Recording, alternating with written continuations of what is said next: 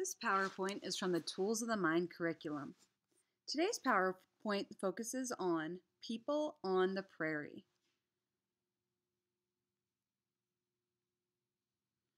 The Great Plains is an area of prairie land in the middle of the United States.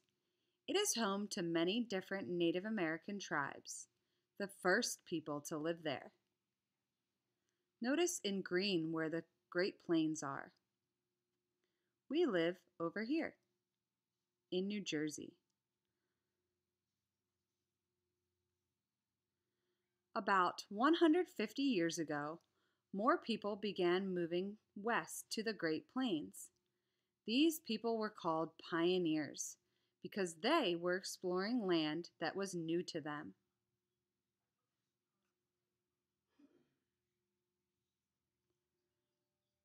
To travel to the Great Plains, pioneers often packed up everything they owned into covered wagons, pulled by horses or oxen. Others traveled by stagecoach. Many families traveled together so they could help each other out along the way. This is a covered wagon. This is a stagecoach.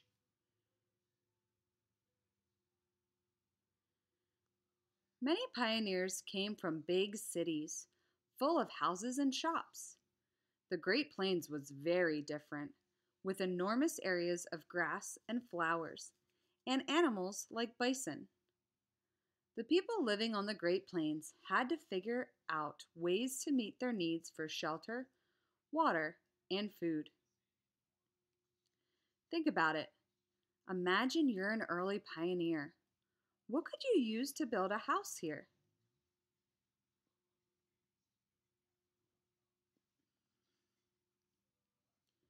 There weren't many trees on the Great Plains, so shelters couldn't be engineered using a lot of wood.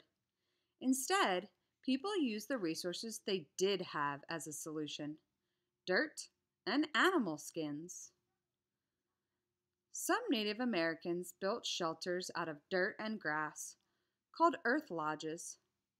Others built teepees, stretching animal skin across long branches to create shelters protected from the weather. Earth lodge. Teepee.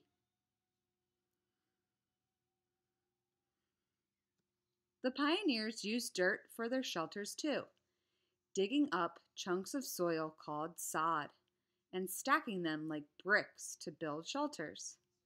They often added dirt on top of the roof so that less heat would escape and the inside would stay warm. Sod.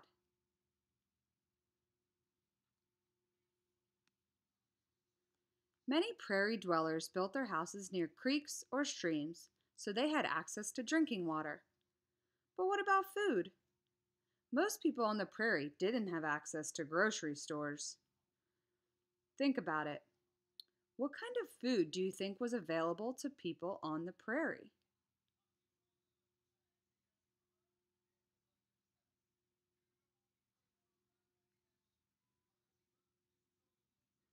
The Native Americans and pioneers both hunted bison for food. The bison provided meat, which they often hung up to dry so that it could last longer. They didn't have any refrigerators. There were more uses for the bison too. The skin and fur was very thick and warm, so the Native Americans and early pioneers used it for robes and blankets.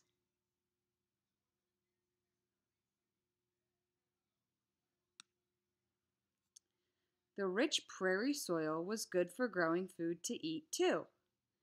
Native Americans grew corn, beans, and squash. The pioneers grew wheat to make bread and raised cows for meat and milk. Not everyone on the Great Plains settled down in one spot. Cattle herders, often called cowboys or cowgirls, were needed to bring cattle from the prairie to cities in the east. They often traveled from place to place and didn't have a permanent house to live in or a farm to grow their food.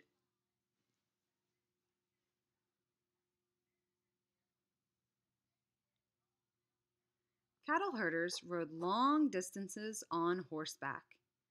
They needed shelters they could carry with them and set up each night when they stopped to camp. They also needed food that wouldn't rot during their journey. Think about it. What engineering solutions do you think cattle herders came up with for shelter and food?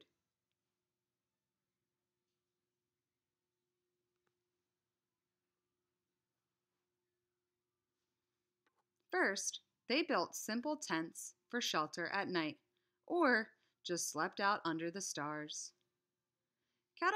Herders also ate preserved food like dried beef and stale biscuits, similar to the pirates' hardtack.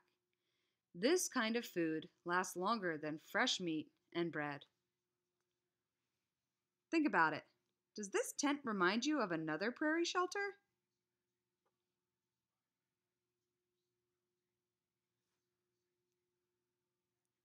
Long days on horseback led cattle herders to engineer new gear so their rides would be easier.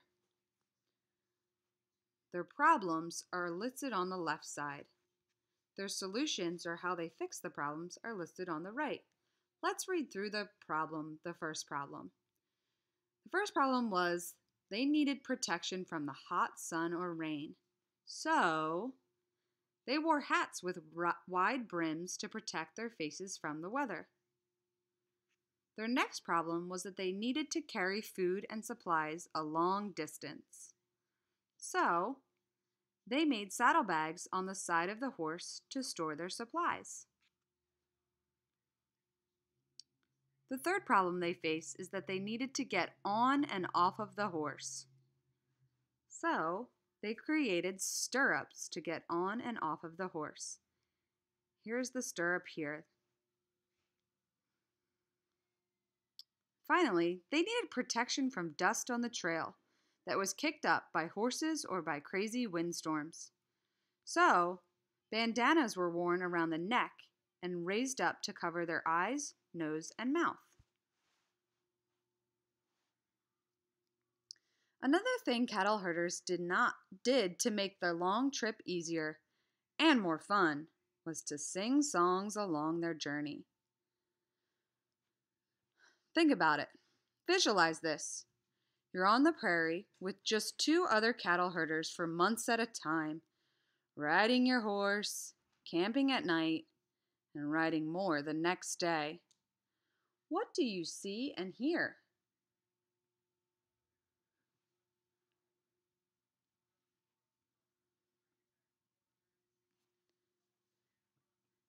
Singing wasn't just for fun, though. It had a very important purpose. Cattle herders didn't want their animals to get scared. If they did, they might run away in a panic. This is called a stampede. Singing songs to the cattle kept the animals calm. We sing songs like lullabies to calm ourselves and others too. Think about it.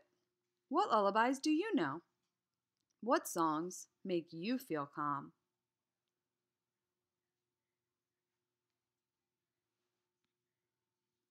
Along with their voices, a harmonica was the perfect portable instrument for a traveling cattle herder. When air blows through the holes of a harmonica, it causes the inside to vibrate, producing a sound. Making music was a nice way to relax at the end of the day. You might even recognize some of their songs. Oh My Darling Clementine and I've Been Working on the Railroad were two common ones. Today, the Great Plains looks very different. More people live there now, and there are fewer open plains since people built cities and farms. This is Denver, Colorado, and this is Omaha, Nebraska. Think about it. What do you think happens to all the prairie plants and animals when big cities are built?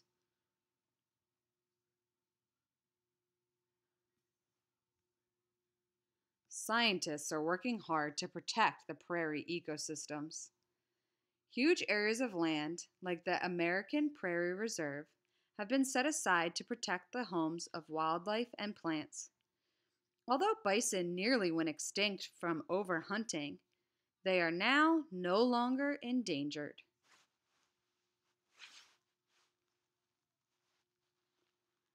Think about it. What do you think these prairie lands will look like 100 years from now?